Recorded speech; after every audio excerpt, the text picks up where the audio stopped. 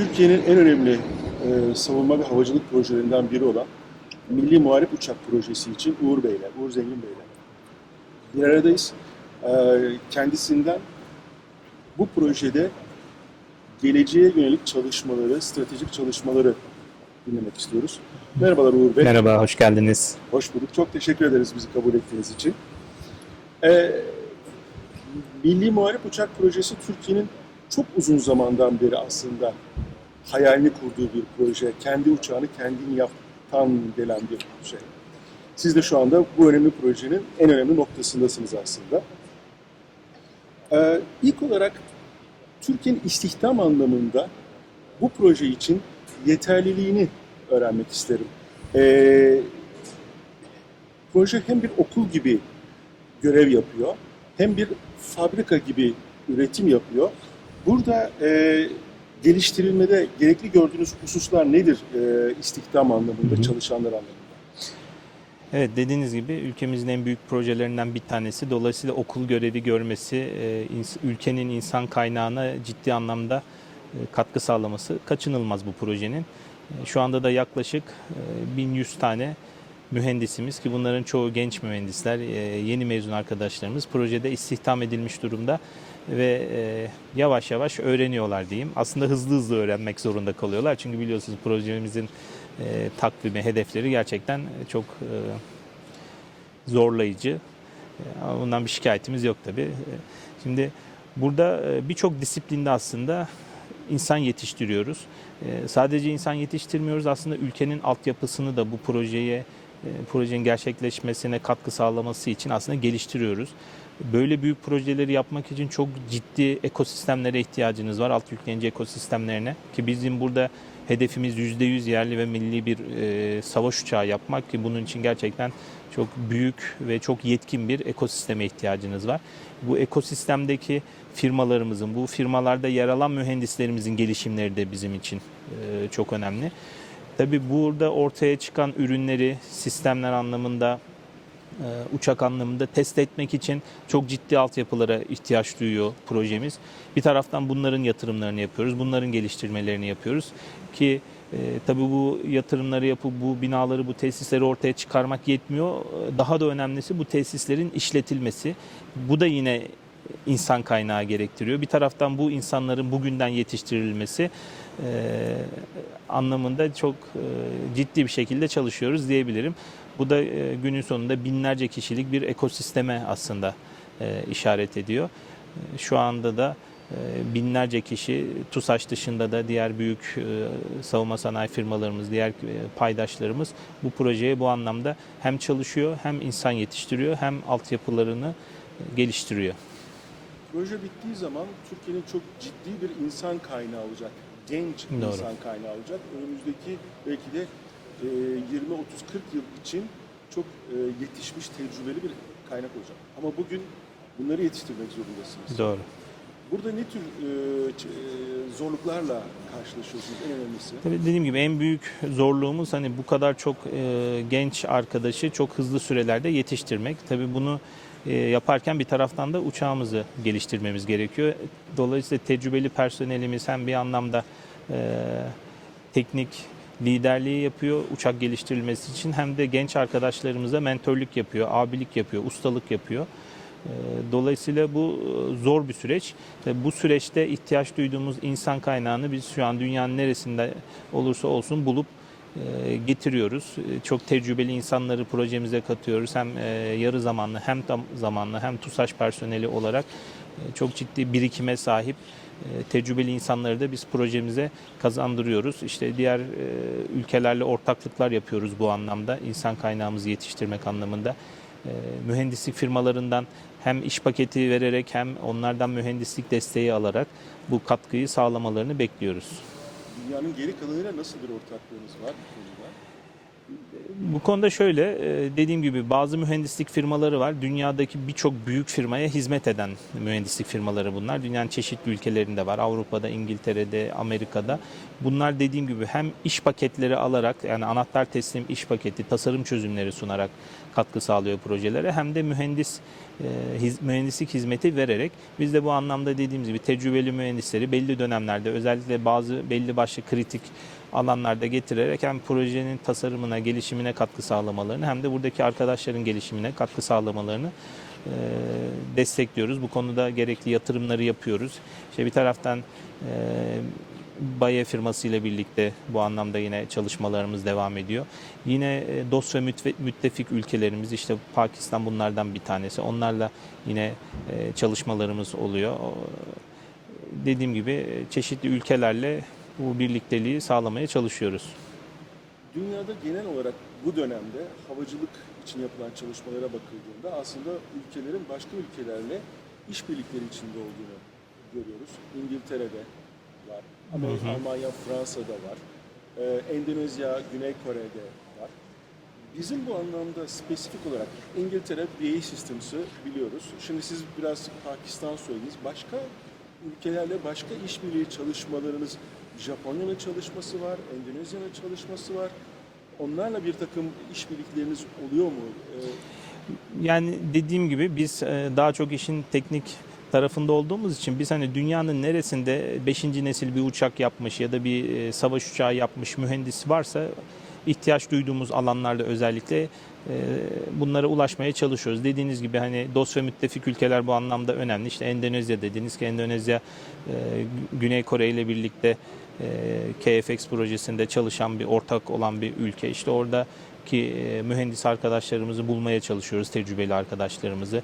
İşte şu an biliyorsunuz Malezya'da açılımlarımız var. İşte orada bir şirketimiz var. Hürjet'le orada eğitim uçağı ihalesinde yarışıyoruz. Dolayısıyla bu ülkelerde faaliyet göstermeye başladıkça aslında tanınırlığı artmaya başlıyor Türk havacılık sanayinin ve dolayısıyla istihdam anlamında da yavaş yavaş önümüz açılıyor diyebilirim. Bazen onlar bize ulaşıyorlar. Bu projeye destek vermek istediklerini söylüyorlar. Daha biz hiç başvuruya çıkmadan başvuru aldığımız dönemlere yavaş yavaş gelmiş durumdayız aslında. Peki İngiltere'nin kendi programında birliktelikleri var. Almanya, Fransa'nın var. Türkiye'nin net bir birlikteliği yok. Yok, evet. Bunun avantajları da mutlaka vardır ama dezavantajları da vardır. Bunları karşılaştırırsanız neler görüyorsunuz? Şimdi aslında dezavantajdan başlayacak olursak gerçekten çok büyük bir proje, çok uzun soluklu proje. Dolayısıyla çok büyük riskler barındıran ve çok büyük maliyetler gerektiren bir proje. Yani biz şu an aslında bunları paylaşmıyoruz kimseyle. Bence en büyük dezavantajımız bu. Ama söylediğiniz gibi çok ortaklı projeler gerçekten içinde büyük zorluklar barındıran projeler. Yavaş ilerliyor. Birçok müşteri var, birçok ister var. Bu isterlerin bazıları birbiriyle çelişiyor. Bu isterlerin ülkeler nezdinde öncelikleri değişiyor. Yani bütün bunlarda bir uzlaşma sağlamak, iş paylaşımı yine keza çok önemli. İşte herkes pastanın güzel kısmından kapmak istiyor. Teknolojisini bu anlamda çok daha geliştirmek için teknolojik kritik işler yapmak istiyor. Katma değeri yüksek işler yapmıyor. Bütün bu paylaşımlar, bu dediğim gibi öncelikler projeleri aslında takvimsel olarak riske sokuyor. Belki bazen maliyeti düşürmekle birlikte maliyet artışlarına da sebep oluyor ki bazı üretim hatlarını, bazı final montaj hatlarını her ülke kendisi kurmak istiyor. Dolayısıyla bu tür dezavantajları da var. Belki projenin takviminin sarkması kendi başına büyük bir maliyet, geriye dönüşü olmayan bir maliyet.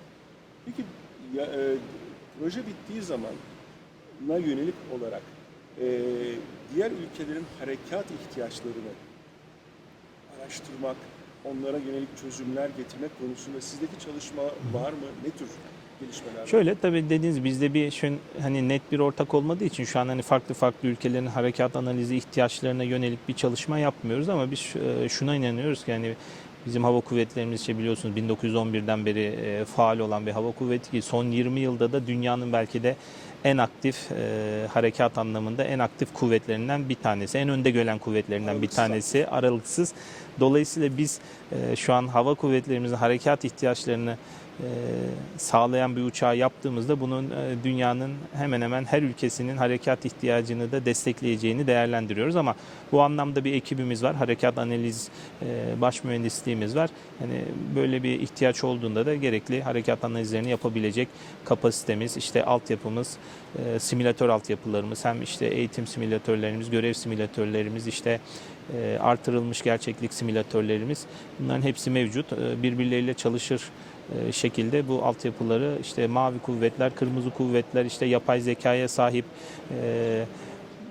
kuvvetler vesaire bu tür altyapılar kullanarak bu tür analizleri yapabilecek yetkinlikteyiz.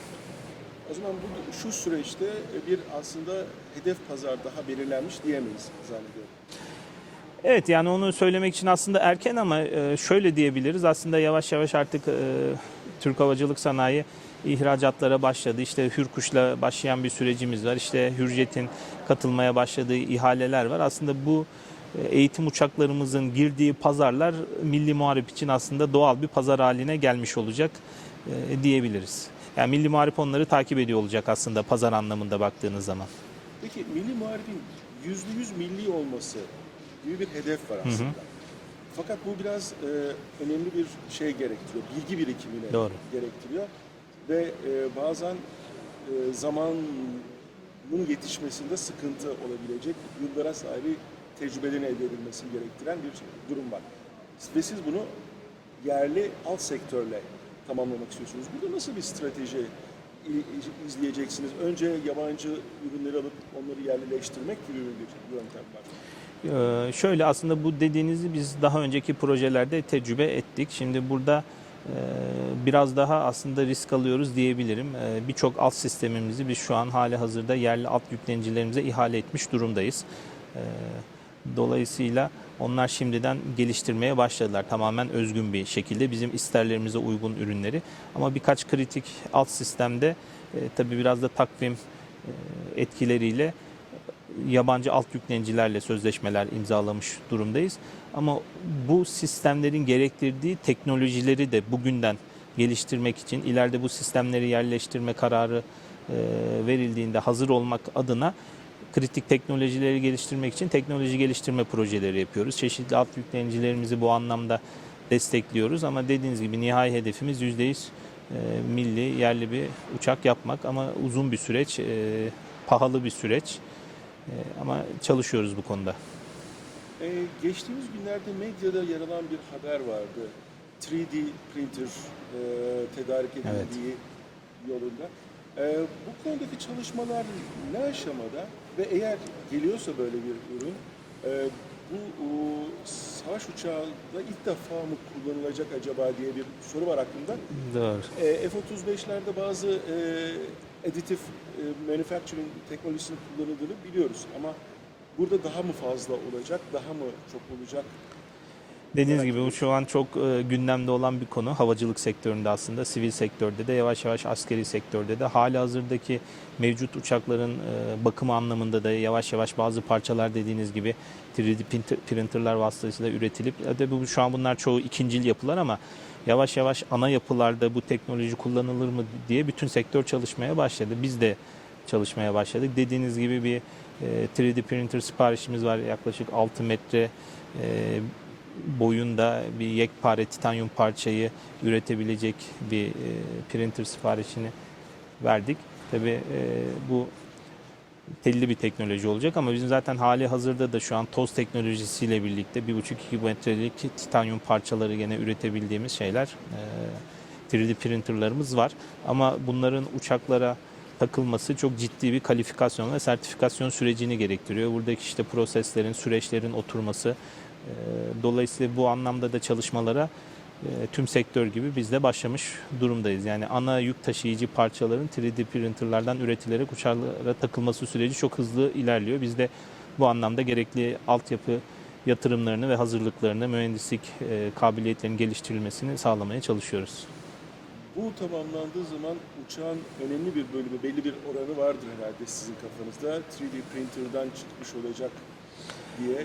Tabii çok Yani evet, şu an yanlış. çok söylemek kolay olmayabilir. Dediğim gibi yani bu kalifikasyon ve sertifikasyon süreçleri bu anlamda önemli. Anladım. Son olarak dijital ikiz bir çalışmanız var. Bir yandan da CDR'ı bitmedi diye, donmadı diye biliyorum. Yanlış mı biliyorum? Ne zaman? Daha şu an SRR aşamasındayız sözleşmesel olarak ama birçok paralel aşamayı birlikte yürütüyoruz. Şu an gereksinimler, uçak seviyesi gereksinimlerde anlaşmış durumdayız. Şimdi bir alt seviyede sistem gereksinimlerini dondurmaya çalışıyoruz ama paralelde de 2023 uçağımızı zaten üretmeye başladık. Bunu üretebilmek demek de ortada aslında bir uçak tasarımının olması demek. Yani bu süreçler biraz şu an paralel gidiyor. Bir taraftan da tabii dijital ikiz kavramı dünyada çok önemli. Büyük firmalar bu konuda çalışmaya başladılar. Biz de bu konuda çalışmalarımızı yürütüyoruz ama tabii bir uçağın bütün sistemleriyle birlikte matematiksel olarak modellenmesi, dijital ortamda bir araya getirilmesi, çalışır hale getirilmesi bunlar gerçekten büyük hedefler, uzun soluklu işler. Biz de daha nasıl diyeyim erişilebilir hedefler kapsamında ilerliyoruz. Yani bizim aslında koyduğumuz hedef de çok küçük bir hedef değil ama biz öncelikle Iron Bird altyapılarımızı, Demirkuş altyapılarımızı dijitalleştirmeye, onların dijital ikizlerini çıkarmaya yönelik çalışmalarımızı yürütüyoruz. Yani bu da ne demek aslında? Bu dijital ikiz sisteminde yer alan işte hidrolik sistem, uçuş kontrol bilgisayarı, uçuş kontrol aktüatörleri, işte elektrik sistemi, iniş takımları gibi sistemlerin matematiksel olarak modellenmesi, Demirkuş altyapısından toplanacak datalarla birlikte korele edilmesi, bu dijital ortamda toplanan dataları otomatize edecek, koşturacak algoritmaların hazırlanması, bu çıkan datanın otomatik olarak yine analiz edilmesi ve bunun anlamlandırarak geleceğe yönelik bakım, onarım anlamında işte hataların ortaya çıkmasını kestirme anlamında altyapıların kurulması gerekiyor. Bu konuda ciddi bir yatırımı yapıyoruz. Yani hem biz hem de savunma sanayindeki diğer paydaşlarımız, orada ortak çalışmalarımız var diğer savunma sanayi şirketlerimizle birlikte. Şimdi arkada ilk üretilen parçalarınız var. Siz biraz evvel de üretimin başladığını söylediniz aslında. Bu üretim ne zaman parçalar, modüller bir araya gelmeye başlayacak? Ne zaman bir uçağa biz herkese benim bunu merak ediyorum. Evet, inşallah bir sonraki röportajımızı uçağın önünde yaparız. Bu yıl sonunda görmeyi hedefliyoruz. Şu uçağımızda yaklaşık 2250 parçamız var. Bunların çoğu ana taşıyıcı parçalar. Bunların şu an 1000 tanesinin tasarımı tamamlandı, yayınlandı ve bunlar imalata aktarıldı. Yani bir kısmı TUSAŞ içinde, bir kısmı, büyük bir kısmı yan sanayi olmak üzere 1000 parça şu an sanayiye aktarılmış durumda. 500 tanesinde tasarım döngüsü tamamlanmak üzere. Yani yaklaşık %75'i aslında imalata hazır hale diyebiliriz. Hazır hale geldi diyebiliriz. Şimdi bunların tabii şu an yaklaşık 100 tanesi üretilmiş durumda bu 1000 parçanın ve depolarımıza gelmiş durumda. Biz tabii özellikle montajda gecikmemek adına ilk kojilerin üzerine koyacağımız büyük parçaları önceliklendirdik aslında. Dolayısıyla bunların gelmesiyle birlikte biz 4 ana komponent olarak yani ön gövde, ön orta gövde kanat modülü ve arka gövde olmak üzere 4 ayrı modülde parçaları birleştirmeye başlayacağız. İşte Mart sonu itibariyle ön orta gövde ile birlikte bu komponent montaj sürecimiz başlayacak.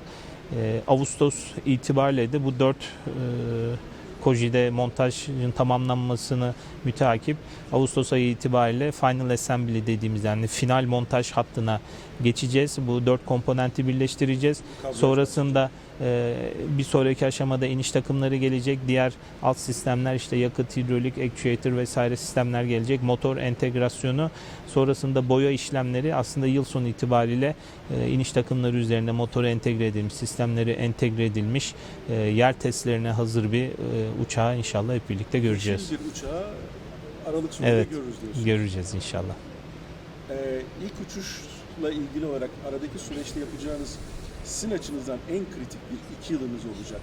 O dönemin en kritik şeyi ne olacak sizce konusu? her şey kritik. Yani her şey Elbette. kritik ama ben biraz hani uzmanlık alanımda olduğu için aslında söyleyeceğim.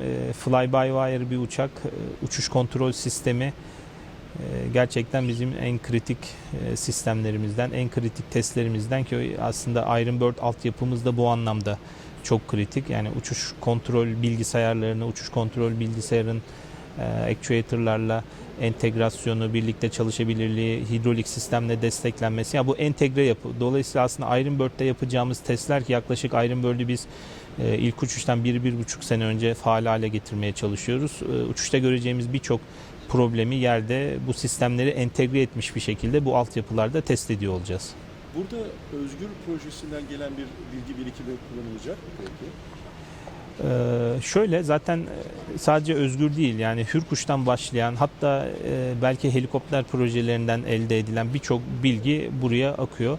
Dolayısıyla Özgür projesinde de yani hem aviyonik geliştirme anlamında hem sel testleri anlamında hem uçuş, operasyonel uçuş testleri anlamında birçok tecrübe buraya akacak diyebiliriz. Peki. Efendim çok teşekkür ederim sorularımıza yanıt verdiğiniz için. Ben teşekkür ederim. Çok sağ olun.